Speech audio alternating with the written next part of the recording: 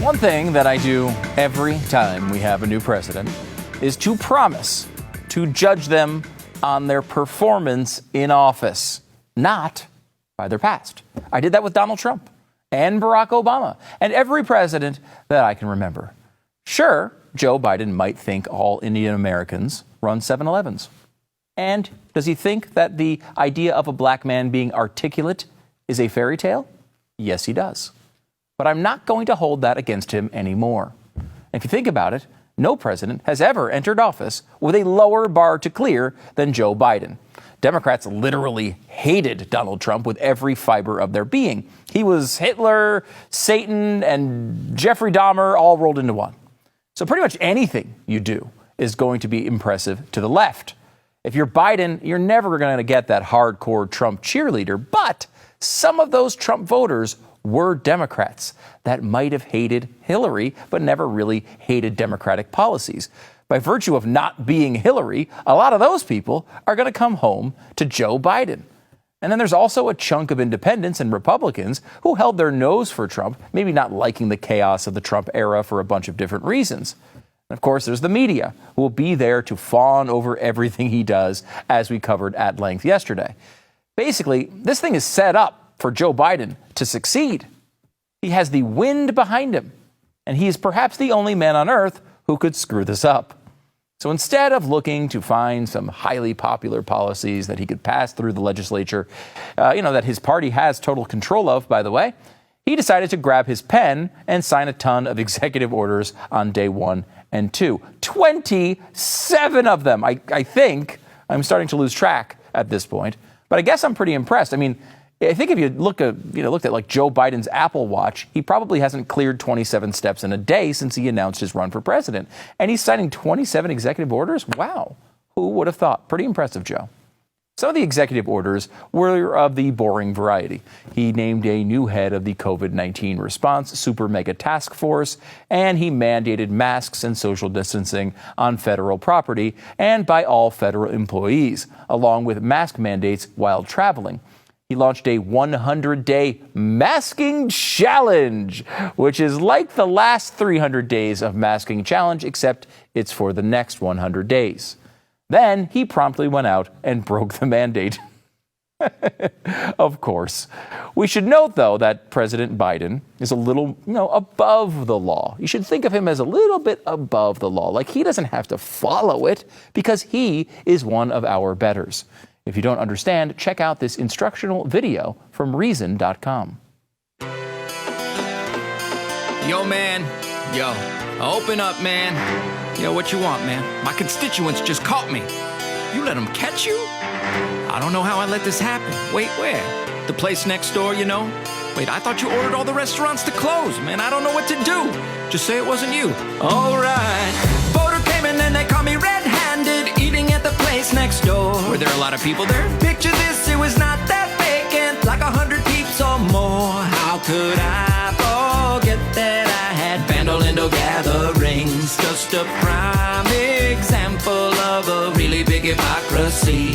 You don't understand, we're not like other creatures. Rules do not apply to us, we are the leaders. Voters can't be trusted to be indoor eaters. They are more contagious after all, they're mouth breathers. Just tell them it's important to follow all the law. How any violation might kill a grandma. Why you do what you want, even pardon in-laws. Mr. Mayor, how would you prefer your foie gras? Donated? Sir, we saw you at a party. It wasn't me. Eating at the French Laundry. It wasn't me. You even had the clam chowder. It wasn't me. Sir, we got you on camera. It wasn't me. You said we can't be super spreading. It wasn't me. So I missed my brother's wedding. It wasn't me. You jailed a barber for hairdressing. Wait, I have a wedding. This is getting upsetting. Photo came in and they caught me red-handed. I mean, I think this would work. Mr. Biden, why aren't you wearing a mask? It wasn't me. He should try it. With a media like this, I think it might actually work. It worked for Shaggy. And that's how I get all my advice about life. Biden also re-entered the World Health Organization based on their amazing efforts to stop the spread of coronavirus. And he signed executive orders relating to the supply chain, state and local support, a COVID response office, data collection, new treatments, testing, and reopening schools and businesses. Some of those might be good if they do them right, which of course they will not, obviously. And I know you've been waiting for it, but it is finally here. We do now have a COVID-19 Health Equity Task Force. Yeah! This helps us sort through the dying pandemic patients by skin color and ethnicity, so we can make sure the appropriate number of each group die in the process. We don't want too many white people to survive, after all. I think we can all agree on that one.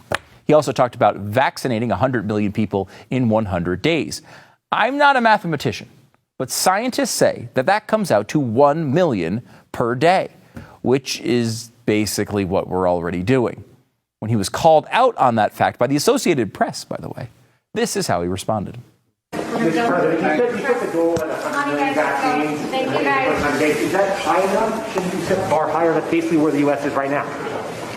When I announced it, you all said it's not possible. Come on, give me a break, man. Come on, you guys. That's a good start. 100 million. Come on, give me a break, man.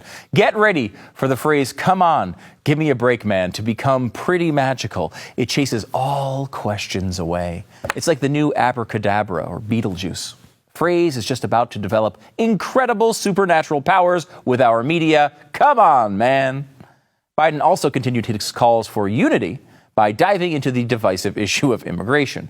I don't mean divisive between Democrats and Republicans. I mean divisive between Joe Biden and Joe Biden. As part of the Obama administration, Biden and Obama believed that something like DACA was unconstitutional. If you remember, basically, Obama asked Congress to pass something to protect illegal immigrants brought here as children and teenagers, and Congress said, no. He himself said that he couldn't do it by himself. He needed Congress. Then he put DACA into effect by himself anyway. Trump tried to reverse it, but now it's back on, baby. Yeah. Biden won't be deporting anyone for a while either, and he's also undoing Trump's changes on the census. He's stopping the building of the wall, and he is ending the so-called Muslim ban, which wasn't really a Muslim ban, but Trump did call it a Muslim ban, so it's sort of hard to push back on that one. Biden also re-entered the Paris Climate Accord, which is a symbolic agreement that will do absolutely nothing to affect the climate, even if it was fully adopted, which it will not be. He's going to stop the Keystone XL pipeline and stop drilling in ANWR, which is great because I don't want all of that surrounding barren ice to be disturbed either. Biden revoked the 1776 Commission because he isn't a fan of telling people what our history actually is, and also overturned Trump's opposition to the teaching of critical race theory to federal employees. So if you loved learning about your white privilege at work, even if you're a black Republican, you're in luck.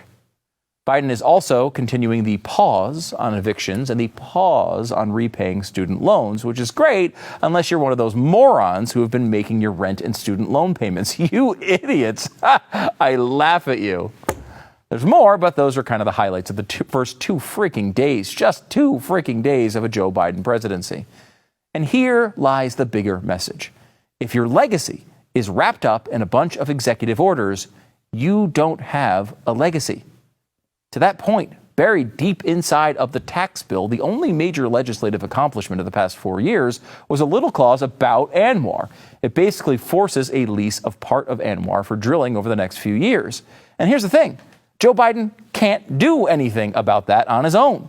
They'll need a new law to overturn it, which will be much more difficult than Biden using his pen and his phone.